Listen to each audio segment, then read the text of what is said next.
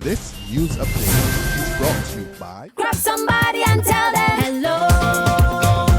Your happiness will be connected to flow. Smile and cheer because that is we flow. Grab somebody and tell them hello.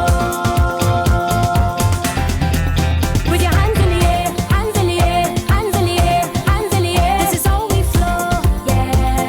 Grab somebody and tell them this is how we flow.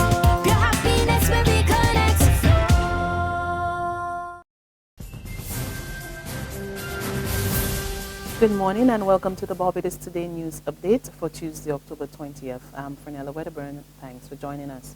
Our top story: an opposition parliamentarian, two prominent businessmen, and a retired educator issue calls for decisive action to stamp out the reportedly growing problem of vote buying in general elections. It comes as parliamentarians get ready to debate a bill to amend the Representation of the People's Act today. In separate cases, St. James North Parliamentary Representative Edmund Hinkson and leading supermarket operator Andrew Bino, together with former Chamber of Commerce President Andy Armstrong and retired Lodge School teacher Patrick Frost, maintain that vote buying threatens the moral authority and corrupts the legitimacy of the country's democratic way of life. Bino, Armstrong and Frost contend that vote buying or bribery is already prescribed under Section 6 and 7 of the Election Offences and Controversies Act, CAPS 3, as a corrupt practice and asked parliamentary representatives to respect it. They also want the legislation strengthened to make it less difficult to prosecute people under the law, while Hinkson questioned why there was no provision against vote buying in measures down on the order paper for today's first sitting of the House of Assembly following the summer recess. With just a week to go before the shareholders of Banks Holding Limited decide whether to sell or keep their stake in the island's largest beverage manufacturer, a leading economist suggests the company's directors should have provided more guidance to help shareholders make an informed decision. BHL is facing a takeover bid from SLU Beverages Limited, which is owned by Ambev, after it purchased majority shares in a block trade on the Barbados Stock Exchange. Earlier this month, the BHL board issued a directive to shareholders not to make any decision on giving up their shares until a valuation was conducted. But in a new twist this weekend, the BHL directors instructed shareholders that they would not make a recommendation to accept or to reject the offer. Economist and Dean of the Faculty of Social Sciences at the University of the West Indies Cable Campus, Dr. Justin Robinson, tells Barbados Today that while the directors did provide some assistance, there was room for more helpful information. I think it would have been useful for shareholders if they had been provided some guidance, but it is essentially an individual decision whether to sell and what price to sell at. So the board can't, or directors can't tell anyone what to do.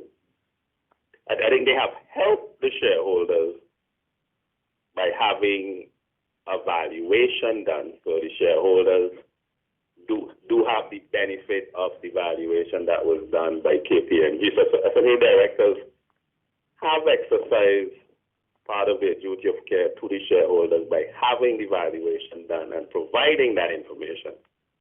I think it would have been helpful to maybe give them some further guidance, but it is essentially an individual decision.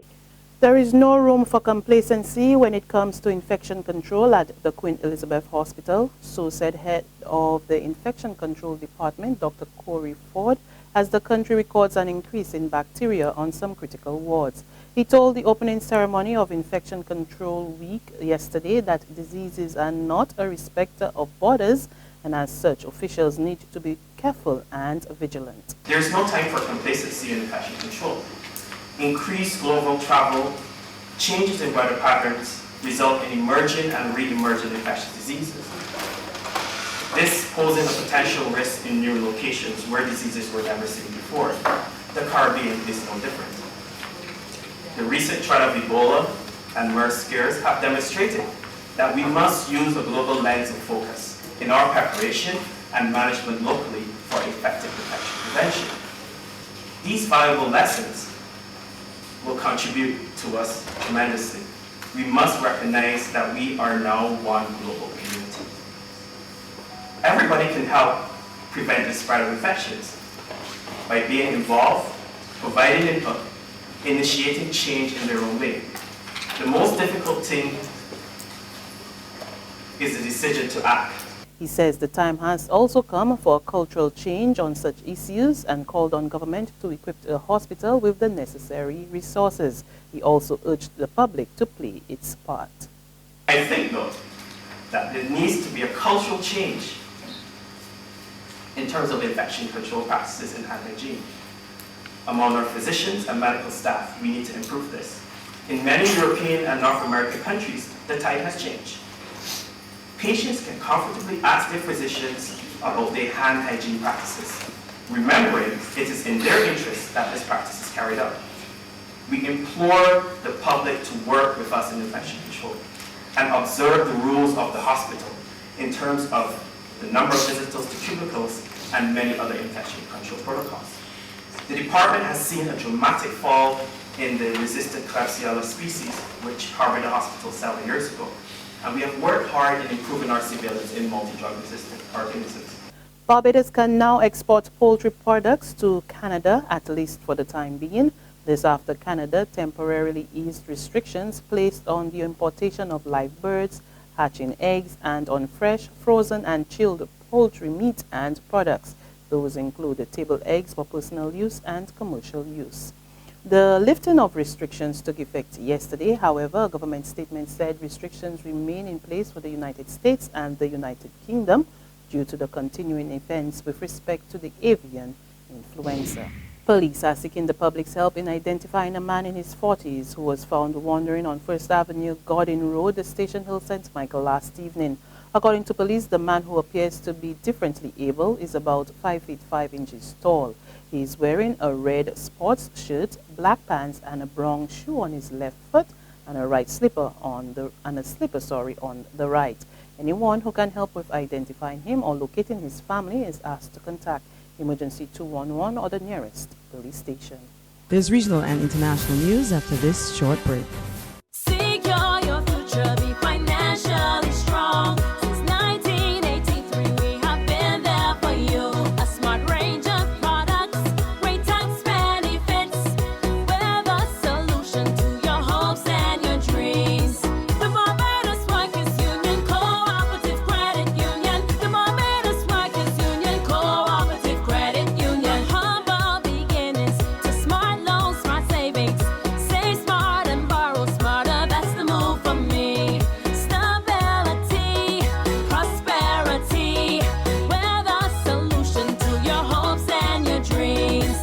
The Barbados Workers Union Cooperative Credit Union. The Barbados Workers Union Cooperative Credit Union. To our regional neighbors now, to St. Lucia we go, and a former government minister, Sarah Flood Bobra, signals intentions to challenge Alan Shastney for the leadership of the opposition United Workers' Party. She told HTS News Force she will vie for the post at the delegates conference come November 15.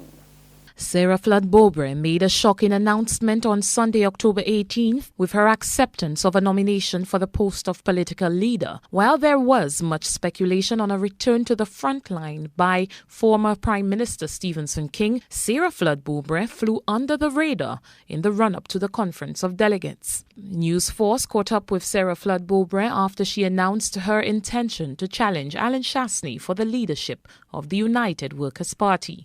I have been a member of the United Workers' Party for a number of years now, and I have worked to help the party into victory, and I would like to do that again.